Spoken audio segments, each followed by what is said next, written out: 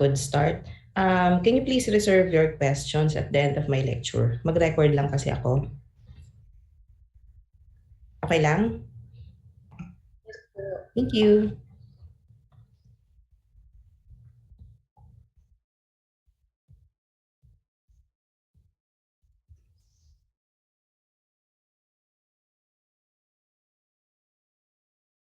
Okay, good day. So this morning, we'll be discussing about pregnancy and lactation. The outline of the lecture is as follows. The fertilization, transport, and implantation of the ovum, functions of the placenta, hormonal factors in pregnancy, maternal adaptations in pregnancy, parturition, and lactation.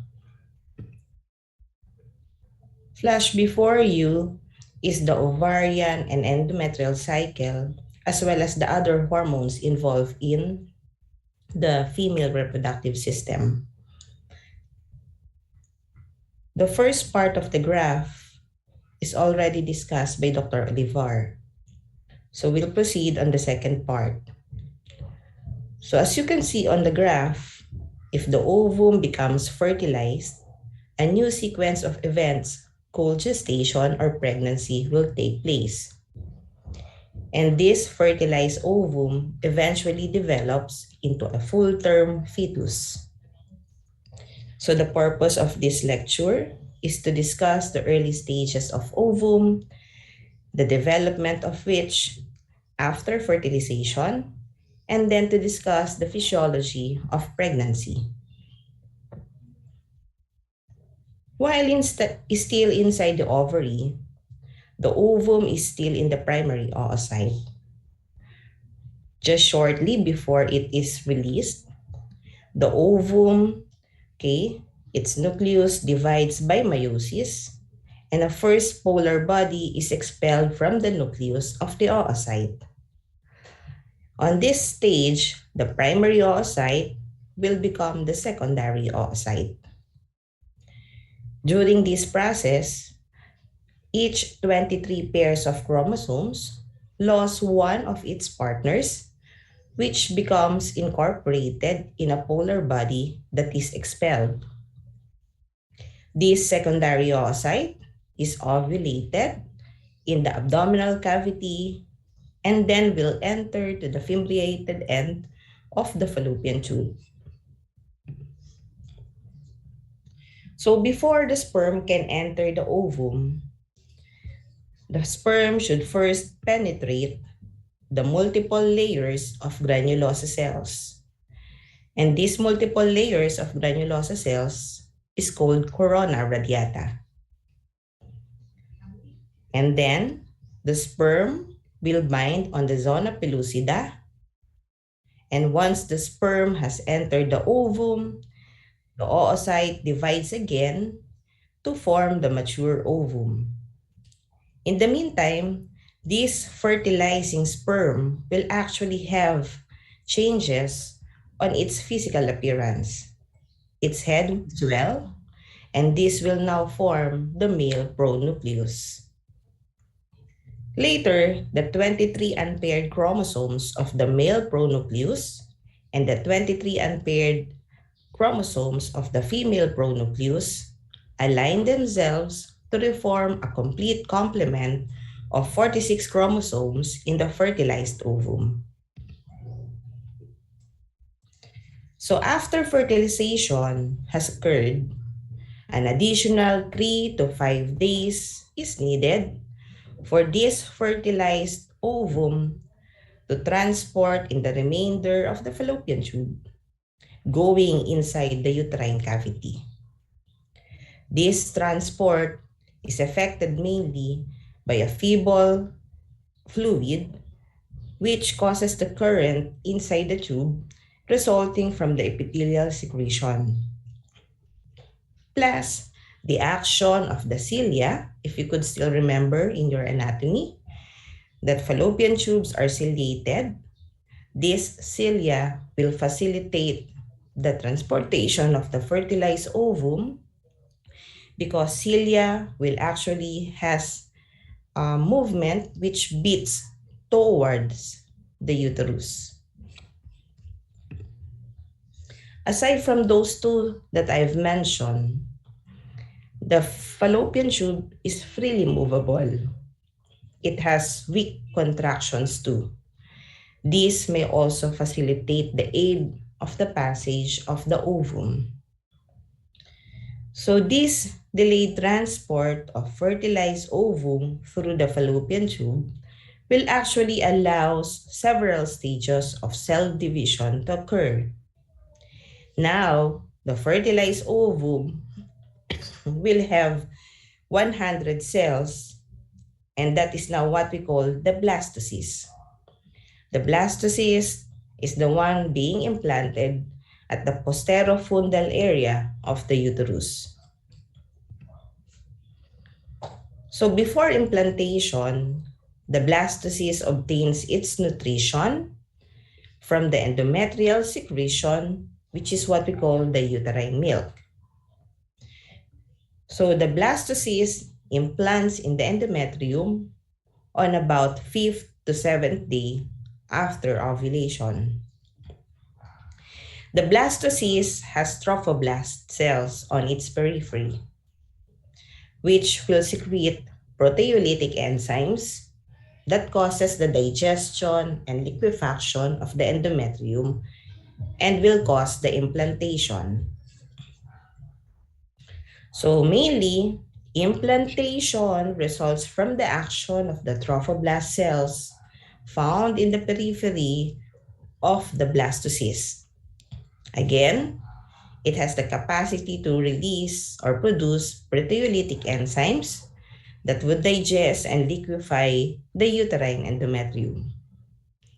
Once implantation has taken place, the trophoblast cells and other adjacent cells, such as the uterine endometrium, will proliferate rapidly, now forming the placenta and the various membranes of pregnancy.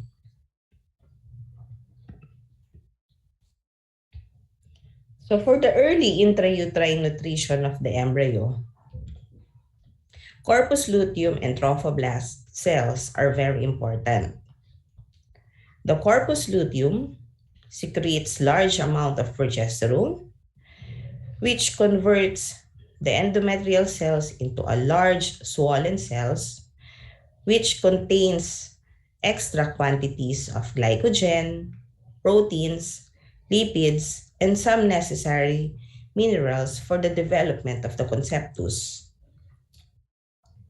The trophoblast cells found in the blastocyst release human chorionic gonadotropin. The human chorionic gonadotropin is very important in maintaining the corpus luteum. The corpus luteum again will have a continued production of progesterone, which is needed for the fetal nourishment.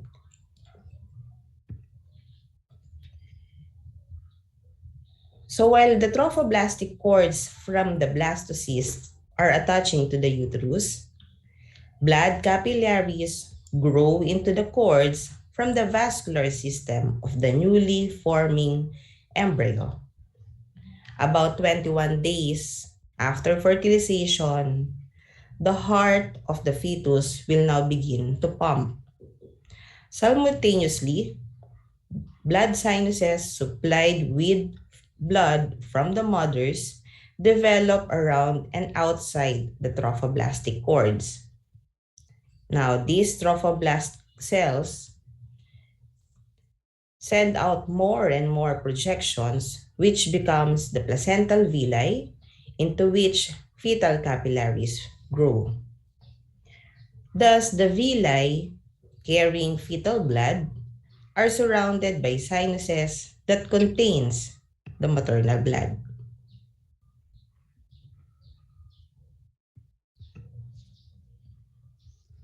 So let's discuss the function or functions of the placenta. So the major function of the placenta is to provide for diffusion of foodstuff and oxygen from the mother's blood into the fetus blood, and diffusion of excretory products from the fetus back into the mother.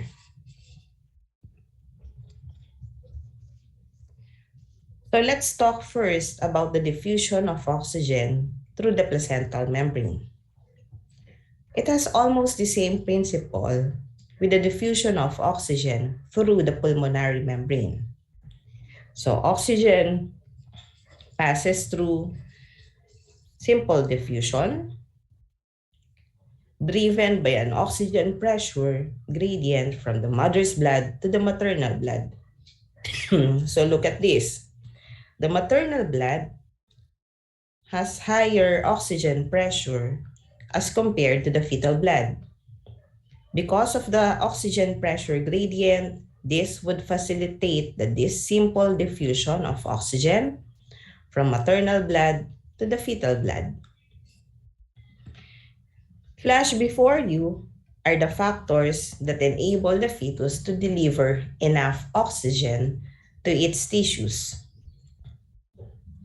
The hemoglobin of the fetus is mainly fetal hemoglobin. So fetal hemoglobin is a type of hemoglobin which is synthesized in the fetus before birth. So one characteristic of this fetal hemoglobin is that it can carry as much as 20 to 50% more oxygen than the maternal hemoglobin can. Hemoglobin concentration of the fetal blood is also higher as compared to the maternal blood.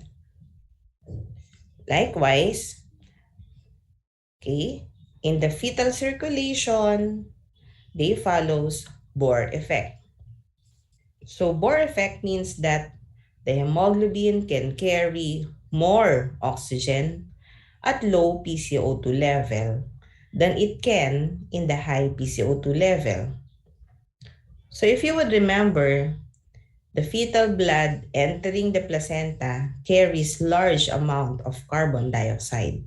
In short, the fetal blood lose carbon dioxide, and this makes the fetal blood more alkaline. This would facilitate or enhance the oxygen uptake by the fetal blood. With regards to the diffusion of carbon dioxide through the placental membrane, the fetal blood is 2 to 3 times more or greater with regards to the PCO2 level as compared to the maternal blood. Fetal blood is 2 to 3 millimeter mercury higher than that of the maternal blood. So this small pressure gradient is more sufficient to allow capillaries or adequate diffusions of carbon dioxide across the placental membrane. It is because of the extreme solubility of carbon dioxide in the placental membrane, which allows the CO2 to diffuse about 20 times as rapidly as oxygen. With regards to the foodstuff, the trophoblast cells lining the placental villi will provide facilitated diffusion of glucose through the placental membrane. Fetal glucose is 20 to 30% lower than the maternal blood. Aside from this, because of the high solubility of fatty acids in the cell membrane, these also diffuse from the maternal blood to the fetal blood. However, it is more slowly than the glucose. That is why glucose is still used more readily for the nutrition of the fetus. Aside from fatty acids, the ketone bodies as well as other minerals will also be undergoing facilitated diffusion from the maternal blood to the fetal blood. Okay. In the same manner that carbon dioxide diffuses from fetal blood into the maternal blood, other excretory products formed in the fetus will also diffuse through the placental membrane into the maternal blood and are then excreted along with the excretory products of the mother. And these excretory products are your uric acids, urea, and creatinine. So the excretion from the fetus depends mainly on the diffusion's gradient across the placental membrane and as well on its permeability. Because there are higher concentration of excretory products in the fetal blood than the maternal blood, there would be a continual diffusion of these substances, the uric acid, the urea, and creatinine from the fetal blood to the maternal blood, and then this will be excreted by the mother. So there are factors or hormonal factors in pregnancy. We have the human chorionic gonadotropin, estrogen, progesterone, and the human chorionic somatomammotropin. Let's discuss it one by one. The human chorionic gonadotropin is secreted by the trophoblast cells of the fertilized ovum.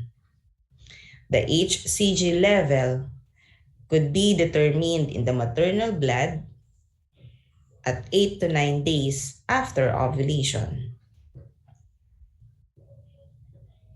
You can also use the commercially prepared pregnancy kit, which uses urine on the first missed period. Okay, so I guess you all know how to interpret this pregnancy kit.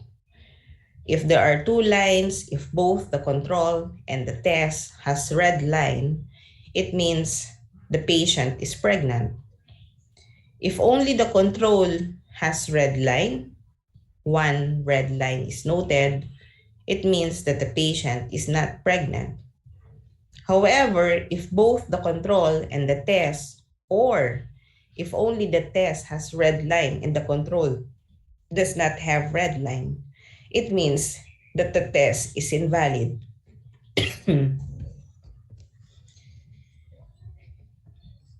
So the peak level of the human chorionic gonadotropin, as you can see on this graph, is approximately around 10 to 12 weeks of pregnancy. And then it declines and reach plateau starting 16 to 20 weeks. This would also be a reason why patients with signs and symptoms or early signs and symptoms of pregnancy such as nausea, vomiting, easy fatigability is commonly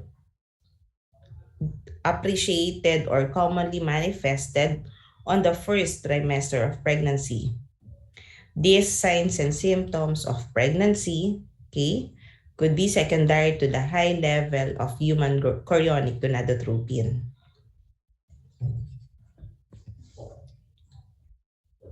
So the human chorionic gonadotropin, the most important function of which is to prevent the involution of the corpus luteum. It caused the corpus luteum to secrete even larger quantities of progesterone and estrogen. Sometimes, okay, the removal of corpus luteum up to 12 weeks of pregnancy can cause abortion. Look at this picture. This is a sonographic picture, okay, of an ovary. And this hyperechoic thing, or the black thing here, is what we call the corpus luteum. It maintains the decidual nature of endometrium for normal maintenance of pregnancy by secreting large amount of progesterone. That's why sometimes if the corpus luteum was removed, okay, before 12 weeks age of gestation, it can cause abortion, especially if it was removed in less than 7 weeks. After that time, the placenta will now secrete sufficient amount of estrogen and progesterone.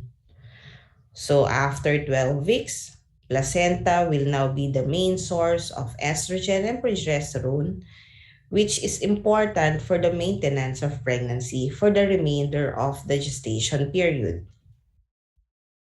Again, the peak level of HCG secretion occurs at 10 to 12 weeks of gestation period. And then, beyond 12 weeks, as I've mentioned, corpus luteum will regress. Let's proceed now with estrogen. The estrogen is secreted by placenta, okay, is not actually synthesized de novo from basic substrate in the placenta. Instead, they are formed almost entirely from the androgenic steroid hormones or compounds. These are your dihydroepiandrosterone and 16-hydroxy-dehydroepiandrosterone. These are both formed in the mother's and fetus adrenal glands. And these weak androgen or androgens are converted by trophoblast cells into estradiol, estrone, and estriol. The estrogen causes the enlargement of the mother's uterus, enlargement of the mother's breast, and growth of the ductal structures of the breast, enlargement of the female external genitalia, and it also causes sacroiliac joints to become relatively limber and symphysis pubis that becomes more elastic. So this relaxation of the pelvic joints and ligaments will actually cause the easier passage of the fetus through the birth canal. So let's talk about now progesterone. This causes the decidual cells to develop and has an important role in the nutrition of the early embryo. Progesterone causes uterine quiescence. It promotes decreased uterine contractility of the pregnant uterus. In short, it prevents abortion. Progesterone also gives nourishment to the morula and blastocyst as it travels along the fallopian tube. It also helps the estrogen prepare the mother's breast for lactation.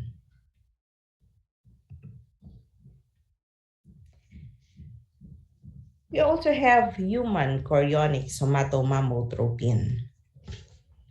This is actually secreted by the placenta at the 5th week of pregnancy. So the hormone is directly proportional to the weight of the placenta. And what is the importance of this human chorionic somatomammotropin in pregnancy? This hormone has an anti-insulin effect. In short, it has diabetogenic action. This would lead to the increased level of glucose of the maternal blood that can be readily transported to the fetal blood. Again, the maternal blood has higher glucose level as compared to the fetal blood. And this will lead to the delivery of nutrition as well as the glucose from the maternal blood to the fetal blood. It also causes maternal lipolysis. So it increases the level of free fatty acids, now providing a source of energy for maternal metabolism. The human chorionic somatomammotropin is one of the culprit why patients who are pregnant are prone to develop diabetes mellitus. Just imagine if you have high human chorionic somatomammotropin level in the blood, which has an anti-insulin effect. This will cause a persistently elevated glucose level in the blood. So if the mother keeps also eating, okay, this could lead to diabetes. The human chorionic somatomammotropin may also play a role in the formation of fetal vasculature. There are other hormonal factors also in pregnancy. We have the corticosteroids. The glucocorticoid secretion is noted to be increased. This causes the mobilization of amino acids from the mother's tissue to be used for synthesis of tissues in the fetus. Aside from glucocorticoids, aldosterone is also increased 2 times.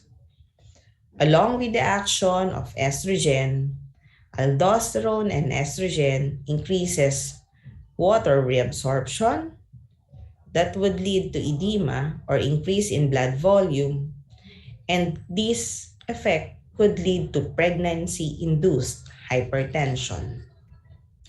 This is one of the reasons why patients who are pregnant are prone to develop hypertension. And it is called gestational hypertension. How about the effect of hormones in the thyroid gland? The thyroid gland enlarges its size by 50%, and there is an increased production of thyroxine, and this is caused at least partly by the thyrotropic effect of human chorionic gonadotropin and small quantities of thyroid-stimulating hormone, which is also secreted by the placenta. The parathyroid gland enlarges too. The parathyroid gland increases the parathyroid hormone secretion and production, and this causes the removal of calcium from the maternal bones for use by the fetus. This could explain why patients who has multifetal pregnancy or multiple pregnancy, okay, is prone to develop osteoporosis at an earlier onset as compared to patients who did not get pregnant. That is also the reason why we give them supplements or calcium supplements while they are pregnant to prevent early onset of osteoporosis later on. So let's talk about now the maternal adaptation in pregnancy. With regards to weight gain, the average weight gain of pregnant women is as high as 25 to 35 pounds.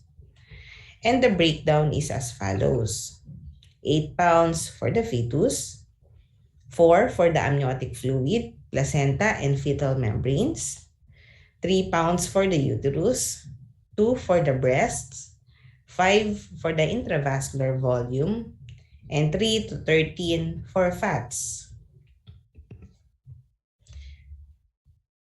Pregnant women also has high metabolic rate. The BMR is increased by 15%. This is due to the increased secretion of thyroxine and adrenocortical hormones and sex hormones. With regards to the nutrition during pregnancy, a well-balanced diet is advised. Deficiencies often occur in vitamins, iron, and calcium.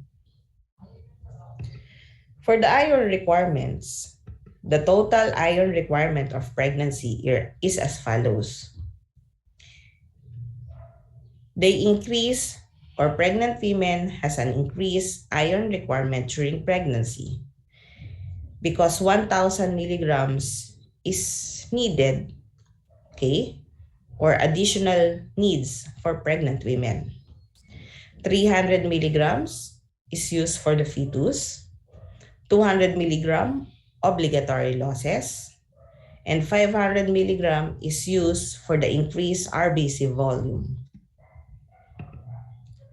Cardiac output during pregnancy is also increased by 30 to 40% above normal by the 28 weeks of pregnancy. However, the cardiac output was noted to be just a little above normal during the last 8 weeks of pregnancy. The blood volume is also increased by 30%. This is secondary to the aldosterone and estrogen, which causes fluid retention. And the hematopoiesis during pregnancy is also markedly increased. The increase in blood volume, therefore, at the time of delivery by the mother, it has an extra 1 to 2 liters of blood in her circulatory system. We all know that mother who give birth, okay, whether normal spontaneous delivery or cesarean section, they would encounter blood loss. For the normal spontaneous delivery, a 500 ml of blood loss is normal, or the average blood loss is 500 ml. While for cesarean section, 1 liter of blood is an average blood loss. With regards to the respiration, the tidal volume and the minute ventilation rate is elevated. This is due to the increased carbon dioxide production in the followings. Pregnant women has increased basal metabolic rate. They have increased body size during pregnancy and increased oxygen used by the mother shortly before birth. So these 3 factors I've mentioned would increase the CO2 production in the maternal blood. Other than that, remember that progesterone is elevated during pregnancy. The progesterone increases the sensitivity of the respiratory center to carbon dioxide. This, again, will increase the minute ventilation rate. Remember that patients who are pregnant, because they have fetus inside their womb or their uterus, as the fetus grows, this will also cause the enlargement of the uterus, which will cause compression of the abdominal content upward and pushes upward to the diaphragm. Because of this, because of the pressure upward against the diaphragm of the abdominal content and the uterus, this will lead to the decreased excursion or expansion of the diaphragm. With regards to renal, during pregnancy, there would be an increased renal blood flow due to the increased renal vasodilatation. The increased renal vasodilatation would be secondary to the increased relaxin level and increased level of nitric oxide. This increased renal blood flow will cause increased glomerular filtration rate.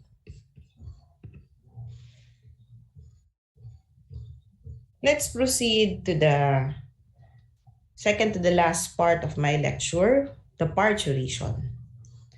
This means simply the birth of the baby. So parturition is simply the process by which the baby is born. And mother who are in labor, we do not call them laborer, but we call them parturian. So again, parturition means birth of the baby, and the causes are the following.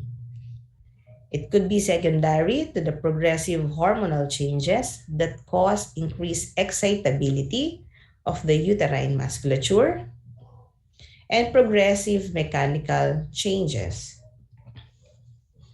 With regards to the hormonal factors that cause increased uterine contractility, the following are observed. We will discuss it one by one. First, the ratio of estrogen to progesterone, the effects of oxytocin on the uterus, and the effects of fetal hormones on the uterus. With regards to the ratio of estrogen to progesterone, as the mother reaches term, okay, the ratio of estrogen to progesterone increases. So let's review again the activity of progesterone and estrogen. Progesterone is elevated on the first 7 months of pregnancy. Progesterone causes uterine relaxation or uterine quiescence. That's why it's very important in treating patients who are in threatened abortion or in preterm labor because progesterone promotes uterine relaxation. Estrogen increases the degree of contractility by increasing the gap junctions between the smooth muscle cells. In short, estrogen causes uterine contraction, and this hormone is elevated on the last 2 months of pregnancy. This would facilitate the labor or delivery of the baby. Let's talk about the effects of oxytocin. The uterus increases its oxytocin receptors as the maternal or the maternity advances. So oxytocin is a hormone secreted by the posterior pituitary gland, specifically the neurohypophysis, that causes uterine contraction. How about the effects of fetal hormone? Fetal pituitary gland also increases the rate of oxytocin secretion. The fetal adrenal gland increases cortisol production and secretion, and fetal membranes increases prostaglandins. This, all in all, will increase uterine contractility. Let's talk about now the mechanical factors that causes the increased uterine contraction. Mechanical factors could be secondary to the stretch of the uterine musculature or stretch or irritation of the cervix. The intermittent stretch caused by fetal movement can elicit muscle contraction. So as the baby grows, okay, it makes the uterus more distended and stretched. And whenever the baby moves, this uterine musculature are stretched too, and this would facilitate uterine contraction. It is also the reason why multifetal pregnancy, as compared to singleton pregnancy, the multifetal pregnancy has a high tendency to deliver preterm babies. Actually, in twin pregnancy, they noticed that twin pregnancy are born 19 days earlier as compared to singleton pregnancy, with an obvious reason that multifetal babies would further cause a stretching of the uterine musculature. Other than from the stretch of the uterine musculature, stretch or irritation on the cervix could also facilitate uterine contraction. There is a phenomenon called, or there is a Ferguson reflex. And this Ferguson reflex is that whenever the fetal head or whenever an obstetrician do internal examination, this result in myogenic transmission of signals from the cervix of the uterus to the body of the cervix. So whenever the fetal head, okay, put downward pressure on the cervix, This will cause the dilatation or stretching of the cervical canal. And this stretched cervix will actually send signal again to the body of the uterus, and this body of the uterus will cause further uterine contraction. And this would facilitate the delivery of the fetus.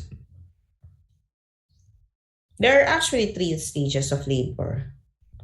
The first stage starts from the regular uterine contraction to full cervical dilatation.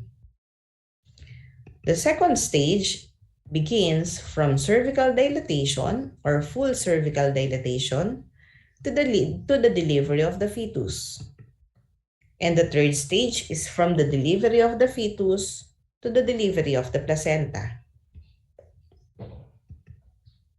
Again, first stage, from the regular uterine contraction to full cervical dilatation. Second stage begins from full cervical dilatation to the delivery of the baby. And the last stage is from the delivery of the baby and ends with the delivery of the placenta. After giving birth, involution of the uterus will actually occur at 4 weeks after delivery. During involution, the uterus will assume its non-pregnant size. And during this involution, okay, the placental site of the endometrial surface autolyzes, causing a vaginal discharge, which is what we call lochia. On the first few days, lochia is bloody.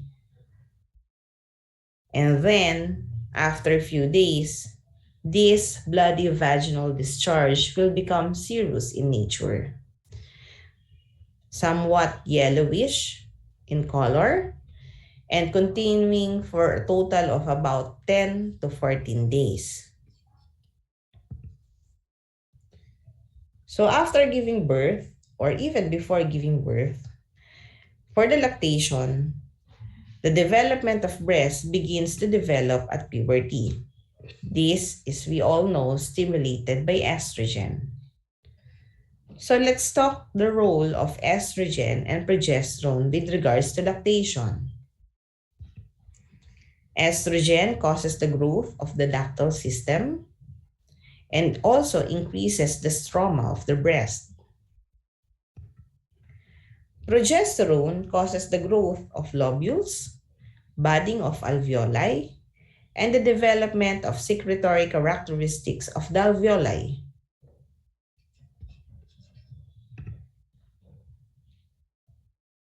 These are the hormones involved for the lactation. We have the prolactin, estrogen, and progesterone. Prolactin is from the anterior pituitary gland. It promotes milk production. And this prolactin is known to be increased or started to be produced during the 5th week of pregnancy until delivery of the baby. Estrogen and progesterone inhibit the effect of prolactin. This is the reason why pregnant women do not lactate. While the mother is still pregnant, both prolactin, estrogen, progesterone are actually produced. However, the prolactin activity is actually inhibited by the high level of estrogen and progesterone. That's why you will not see lactating mother while they are pregnant. But after giving birth, after delivery of the placenta, both estrogen and progesterone is decreased. Remember that these two hormones comes from the placenta. In short, once the placenta is delivered, these two hormones are also decreased. Because estrogen and progesterone are decreased, there would be loss of suppressive effect to prolactin. Prolactin production or activity is increased, causing lactation. Prolactin secretion declines to a non-pregnant level if there is only intermittent secretion or during feeding. So the secretion of prolactin would depend on the demand of the milk. If would be regular feeding for the baby, this would promote lactation.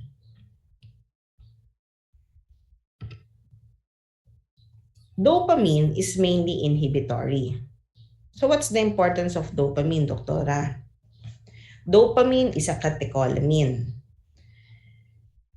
Dopamine inhibits prolactin hormone. So what I am just emphasizing here is that whenever you are stressed, dopamine production is also increased because it is a catecholamine. So patients who delivered and then resume early to their work, okay, they have high chances of decreasing milk production. Why? Because whenever they are stressed, dopamine is increased. Dopamine inhibits prolactin. And remember that prolactin is important for the milk production. If you have decreased level of prolactin, you expect that there would be decreased milk production too. Aside from that, what I want to emphasize on this part is that there is what we call lactation amenorrhea method. A nursing mother, okay, suppresses also the female ovarian cycle. How? By the name itself, lactation amenorrhea method, lactation, continuous milk production and breastfeeding will cause amenorrhea. How, Doktora? When the mommy is purely breastfeeding, when I say purely breastfeeding, every time the baby demands for milk, every 3 to 4 hours, the baby will be latched on her mother's breast. This breastfeeding method would actually cause a persistently elevated prolactin level because the demand for milk is high. In short, prolactin is increased. Prolactin has an inhibitory effect on gonadotropin-releasing hormone. Can you still remember gonadotropin-releasing hormone? The gonadotropin-releasing hormone is the one responsible in stimulating the anterior pituitary gland to produce LH and FSH. These two hormones would stimulate the ovaries to produce estrogen and progesterone. In short, if you have high milk production, okay, increase kasi ang demand for the milk, the prolactin is persistently elevated. Prolactin inhibits GnRH. So gonadotropin-releasing hormone is inhibited, there would be no LH surge. There would be no ovulation. There would be no estrogen. In short, there would be no thickening of the endometrial lining. It causes amenorrhea. So lactation amenorrhea method is one of the family planning method we could advise. However, this is only applicable, okay? We can only use this solely in the first 6 months. Why? Because after 6 months, the baby would start to decrease its feeding time for milk. It decreases the demand for milk after 6 months because at 6 months, the baby is now starting to feed soft diet. Okay, so the demand for milk decreases too. In short, the prolactin would start to fluctuate its level. It may go up or down, and this may cause the resumption of ovulation. By the way, the amenorrhea could actually last for 1 year. However, as I've mentioned, the resumption of ovulation could occur after 6 months because the demand for milk of the baby decreases. That's why an additional other family planning method is advised.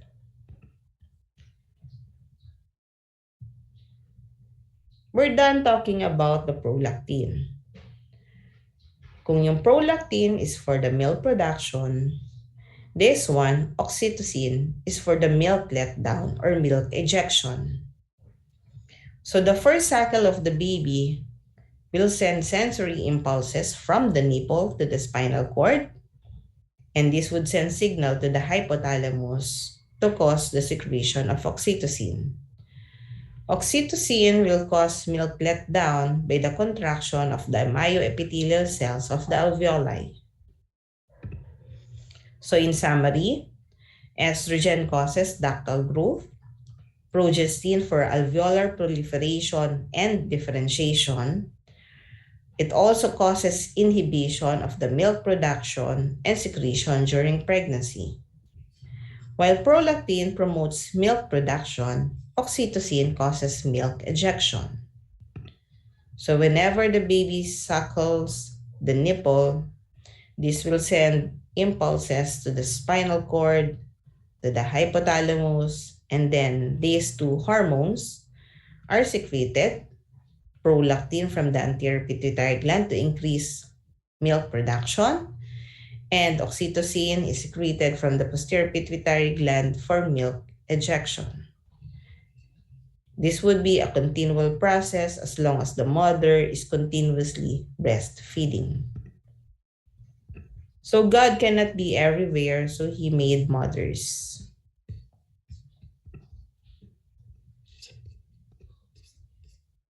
Good morning.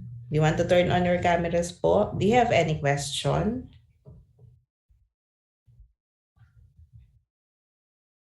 None so far po.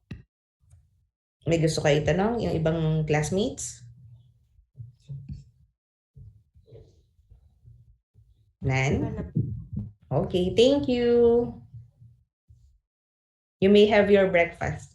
Thank you. Thank you po, Doc. Doc. Thank you, Doc.